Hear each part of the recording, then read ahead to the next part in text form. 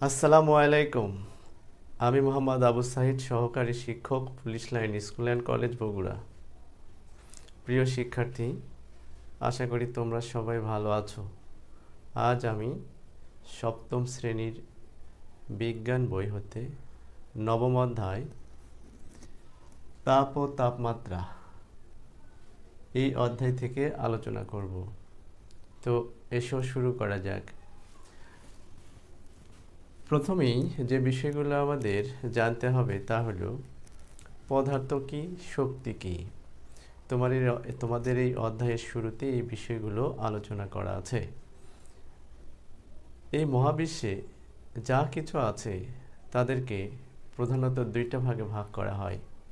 একটা হলো পদার্থ আর একটা হলো শক্তি। পদার্থ আর হলো শক্তি, আর একটা হলো শক্তি। এবার পদার্থ কাকে বলে সেই বিষয়টা আমাদের জানা দরকার। পদার্থ কি? যার ভর আছে, স্থান দখল করে অবস্থান করে, যা তার গতিশীল বা স্থিতিশীল অবস্থা পরিবর্তনে বাধা প্রদান করে, তাদেরকে বলছি আমরা পদার্থ। এই পদার্থগুলোকে দুইটা দৃষ্টিকোণ থেকে ভাগ করা হয়। একটা হলো অবস্থাভেদ আর একটা হলো উপাদান সংযুক্তিভেদ। অবস্থাভেদে পদার্থকে আবার তিনটা ভাগে ভাগ করা হয়। একটা হলো কঠিন পদার্থ, তরল পদার্থ, বায়বীয় বা গ্যাসীয় পদার্থ। তাহলে আমি বললাম পদার্থকে দুটি দৃষ্টিকোণ থেকে ভাগ করা হয়। একটা হলো অবস্থাভেদ আর একটা হলো উপাদান সংযুক্তিভেদ। অবস্থাভেদে পদার্থকে আবার তিন ভাগে ভাগ করা হয়েছে। একটাকে বলছি আমরা কঠিন পদার্থ, একটা হলো তরল পদার্থ, আর একটা হলো বায়বীয় বা গ্যাসীয় পদার্থ। তাহলে কঠিন পদার্থ কাকে বলে? যে সকল পদার্থের নির্দিষ্ট আকার আছে, কম বেশি দৃঢ়তা আছে, তাদেরকে বলছি আমরা কঠিন পদার্থ। উদাহরণ বললে তোমাদের কাছে বিষয়টা পরিষ্কার হবে। যেমন ধরো ইট, লোহা, চেয়ার, টেবিল, মাটি, মানুষ, এগুলো হলো কঠিন পদার্থ। এদের নির্দিষ্ট আকার আছে, আয়তন আছে, এদের কম বেশি দৃঢ়তা আছে, তাই এদেরকে বলছি আমরা কঠিন পদার্থ। কঠিন পদার্থের নির্দিষ্ট আকারও থাকে, আয়তনও থাকে এবং কম বেশি দৃঢ়তা থাকে। এবার তরল পদার্থ কি সেটা একটু জেনে নেওয়া যায়। তরল পদার্থ হলো যে সকল পদার্থের নির্দিষ্ট আয়তন আছে কিন্তু আকার নাই, যখন যে পাত্রে রাখা হয় সেই পাত্রের আকার ধারণ করে, তাকে বলছি আমরা তরল পদার্থ। উদাহরণ হিসেবে আমরা বলতে পারি পানি তরল পদার্থ। কেন? পানির নির্দিষ্ট আয়তন আছে কিন্তু আকার নাই। কি করে বুঝলাম? যেমন ধরো এক গ্লাস পানিকে যদি আমি একটা জগে ঢালি, তাহলে দেখবা এক গ্লাস পানি এক গ্লাসই থাকে, মানে হলো আয়তন ঠিকই থাকলো, কিন্তু আকার, গ্লাসের আকার ছিল আগে, এখন জগে ঢালার ফলে কি হলো, জগের যে নিচের তলের মতো একটা আকার সে ধারণ করলো। সুতরাং এ থেকে বোঝা যায় তরল পদার্থের নির্দিষ্ট আয়তন থাকলেও আকার থাকে না। এবার আসা যাক আরও কিছু উদাহরণ দিই, তাহলে তোমাদের বিষয়টা পরিষ্কার হবে। যেমন বিভিন্ন ধরনের ভোজ্য তেল, সরিষার তেল, সয়াবিন তেল, এগুলো হলো তরল পদার্থের উদাহরণ। গরুর দুধ, এগুলো হলো তরল পদার্থের উদাহরণ।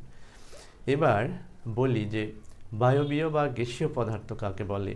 যে সকল পদার্থের নির্দিষ্ট আকারও নাই, আয়তনও নাই, যখন যে পাত্রে রাখা হবে তার পুরোটা জুড়ে অবস্থান করবে, এই ধরনের পদার্থগুলোকে বলছি আমরা গ্যাসীয় বা বায়বীয় পদার্থ।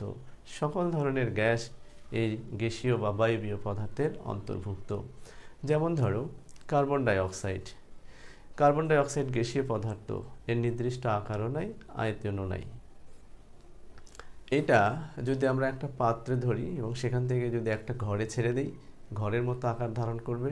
যদি আমরা একটা ছোট ঘরে ছেড়ে দিই, তাহলে ছোট ঘরের আকার ধারণ করবে, অর্থাৎ পুরো ঘরটা জুড়ে অবস্থান করবে। ভালো বোঝা যায় গ্যাসীয় পদার্থ। উদাহরণ যদি আমি এভাবে বলি, বিভিন্ন ধরনের সেন্ট যেগুলো আমরা বা বডি স্প্রে যেগুলো সুগন্ধি হিসেবে আমরা ব্যবহার করছি, খেয়াল করবা এই বোতলের মধ্যে গ্যাসটা ভরা আছে। যদি আমি ঘরের এক কোণায় অল্প একটু স্প্রে করি, তাহলে দেখবা একটু পরে অপর কোণা থেকে তার সুবাস পাওয়া যায়। মানে কি, ঘরটার পুরোটা আয়তন সে দখল করে নেয়। এ থেকে বোঝা যায় বায়বীয় বা গ্যাসীয় পদার্থের নির্দিষ্ট আকারও নেই, আয়তনও নেই। এই গেল হচ্ছে পদার্থের অবস্থাভেদ। এবার পদার্থকে আরেকটা ভাগ আছে আমি বলছি তোমাদের, সেটা হলো উপাদান ও সংযুক্তিভেদ। উপাদান ও সংযুক্তিভেদে পদার্থ আবার দুই ধরনের, একটা হলো মিশ্রণ আর একটা হলো খাঁটি বস্তু। তো মিশ্রণ কথাটা বাদ থাক, এবার আমি খাঁটি বস্তু নিয়ে কথা বলি। খাঁটি বস্তু কি? নির্দিষ্ট ও অপরিবর্তনীয় রাসায়নিক সংযুক্তি বিশিষ্ট পদার্থগুলোকে বলা হয় খাঁটি বস্তু। আমরা কথায় কথায় বলি খাঁটি স্বর্ণ, খাঁটি পানি, এগুলো বলি। আচ্ছা, তাহলে খাঁটি বস্তুকে আবার দুইটা ভাগে ভাগ করা হয়।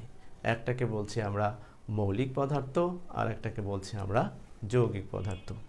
তো এবার আমি বলি যে মৌলিক পদার্থ বলতে আমরা কি বুঝি। মৌলিক পদার্থ হলো যে সকল পদার্থকে রাসায়নিকভাবে বিশ্লেষণ করলে ওই পদার্থ ছাড়া অন্য কোনো পদার্থ পাওয়া যায় না। অন্যভাবে বলা যায় যে সকল পদার্থকে ভাঙলে ওই পদার্থ ছাড়া অন্য কোনো পদার্থ পাওয়া যায় না, সে সকল পদার্থকে বলা হয় মৌলিক পদার্থ। মৌলিক পদার্থ হচ্ছে 120টি। এই 120টি হলো মৌলিক পদার্থ।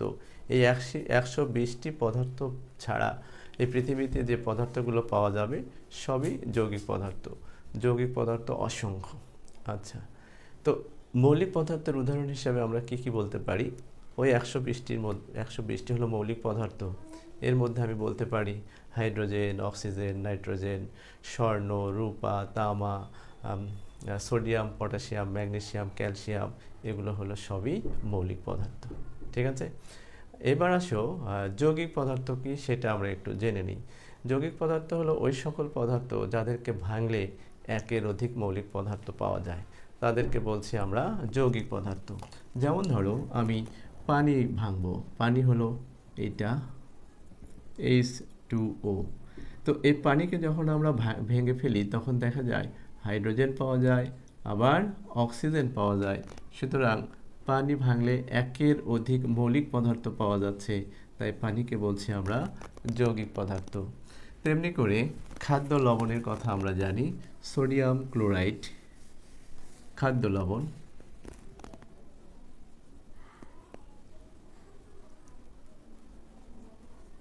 এটাকে ভাঙলে আমরা কি পাই? সোডিয়াম পাই আর ক্লোরিন পাই। সুতরাং খাদ্য লবণ যে যৌগিক পদার্থ এটা আমরা বুঝতে পারি।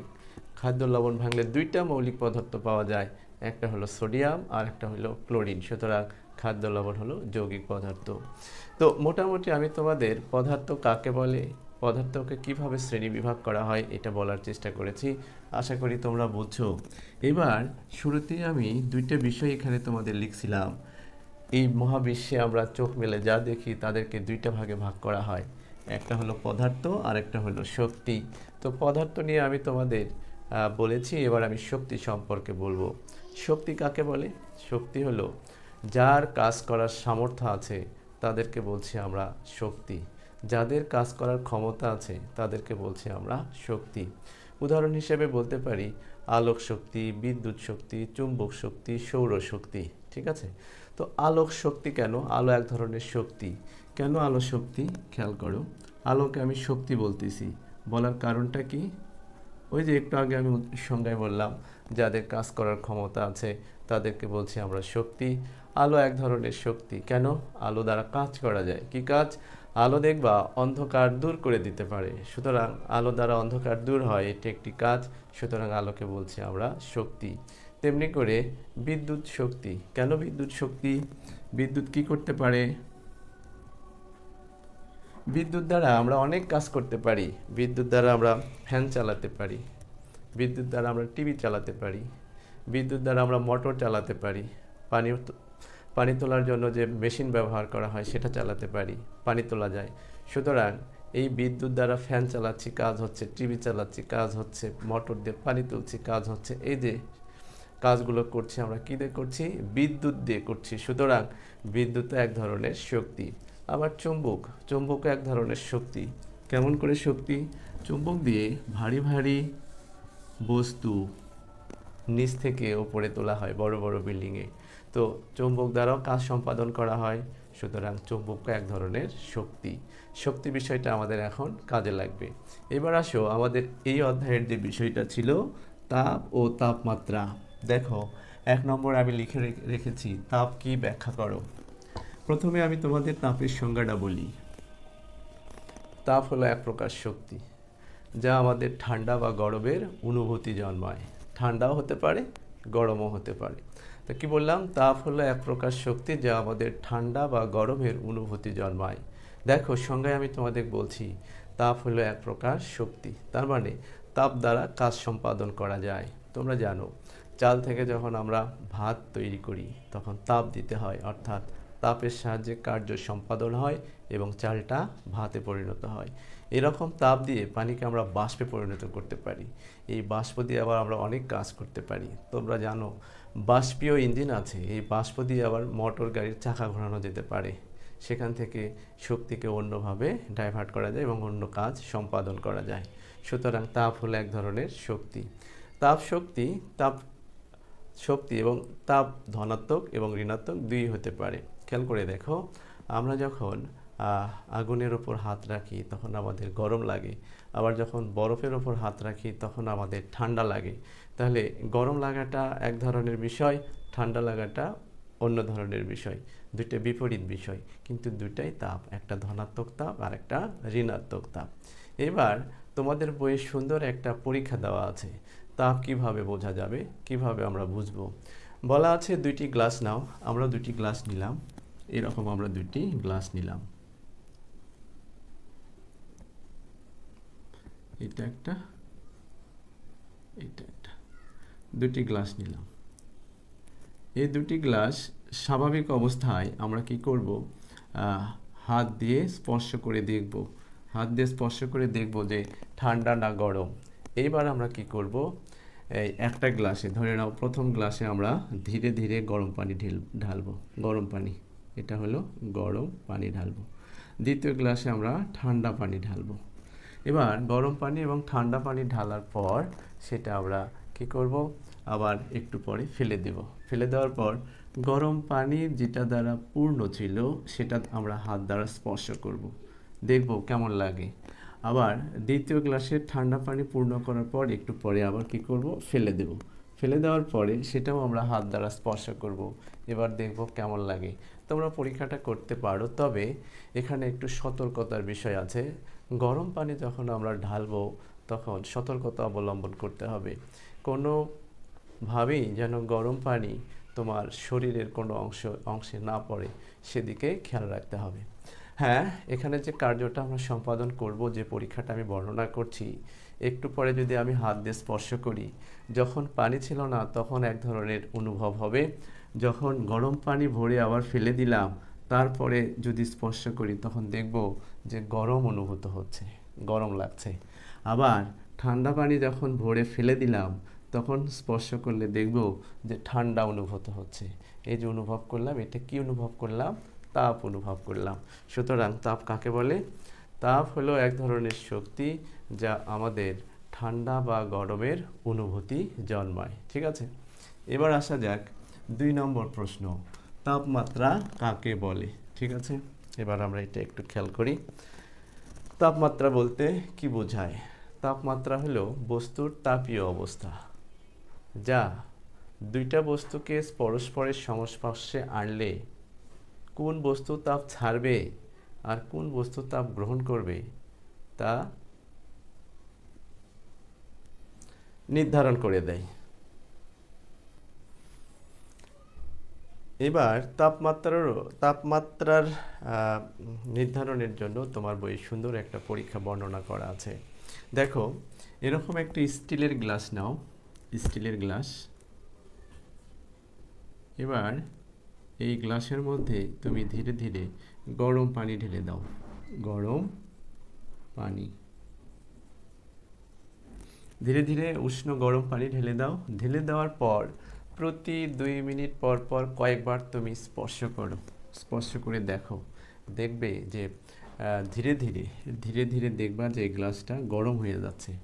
ঢালার পর 2 মিনিট পর যতটুকু গরম ছিল আবার 2 মিনিট পর তার চাইতে বেশি গরম অনুভূত হচ্ছে, তারপর আরও 2 মিনিট পর আরও বেশি গরম অনুভূত হবে। আচ্ছা, আবার একটু পরে এই পানিটা ফেলে দাও, গরম পানিটা ফেলে দিয়ে গ্লাসটা খালি করে ফেলো। এবারও তুমি কি করো, 2 মিনিট পর পর স্পর্শ করো। দেখবা যে 2 মিনিট পর পর স্পর্শ করলে দেখবা প্রথমে বেশি গরম অনুভূত হবে, তারপর 2 মিনিট পর দেখবা তার চাইতে একটু গরম কম অনুভূত হবে, তারপর দেখবা 2 মিনিট পর আরও কম গরম অনুভূত হবে।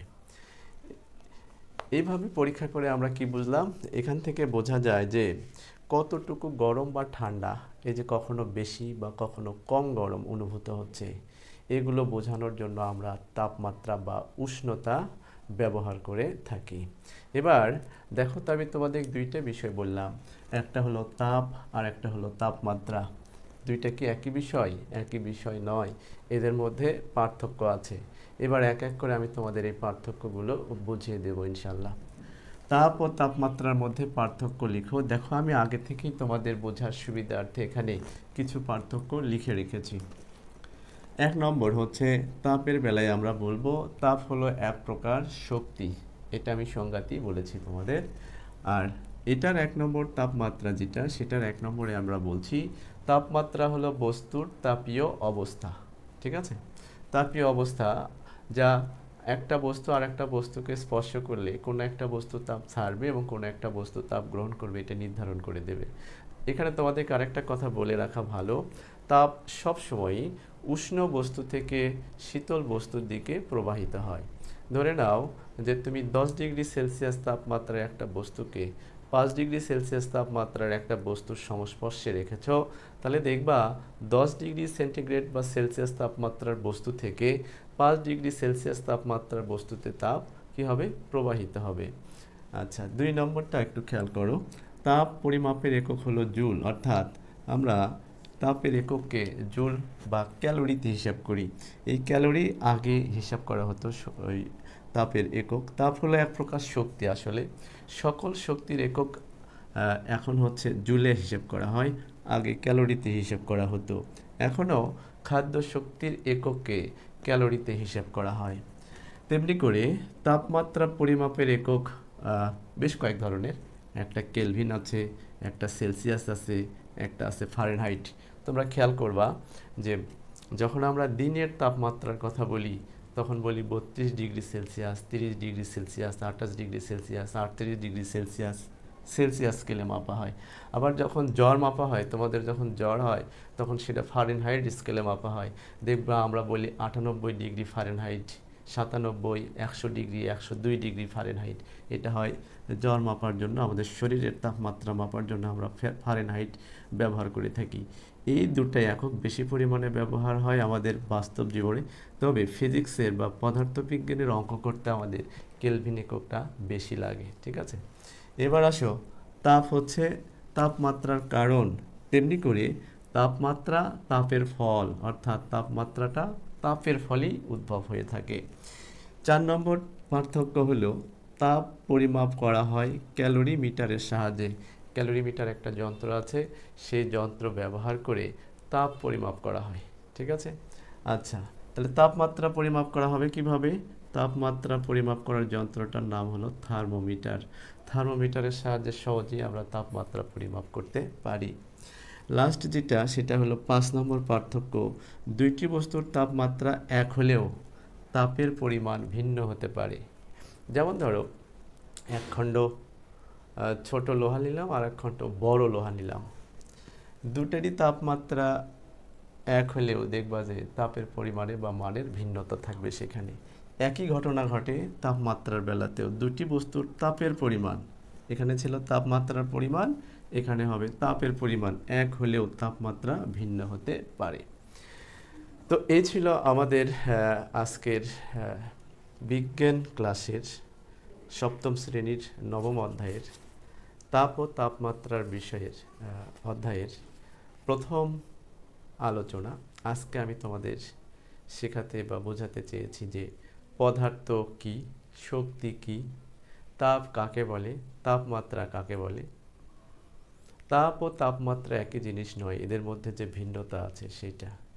আশা করি তোমরা আমার এই আলোচনা শুনে মনোযোগ দিয়ে শুনবা, দেখবা এবং এখান থেকে তোমরা শিখতে পারবা।